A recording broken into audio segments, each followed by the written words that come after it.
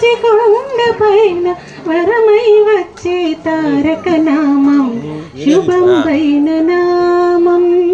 సుఖం పైన నామం సుధాపాల సమమే రామనామం సుధాపాల సమమే రామనామం కళ్యాణం వైభోగం ఆనందరాగాల శుభయోగం కళ్యాణం వైభోగం ఆనందరాగాల శుభయోగం